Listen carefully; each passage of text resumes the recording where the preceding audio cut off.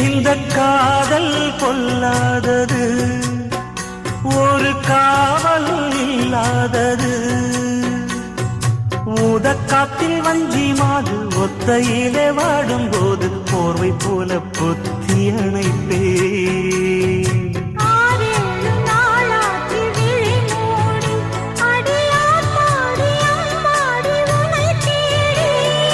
நீதானே மானே என் இளஞ்சோடி, உனை நீங்காது என்றும் என் உயிர் நாடி.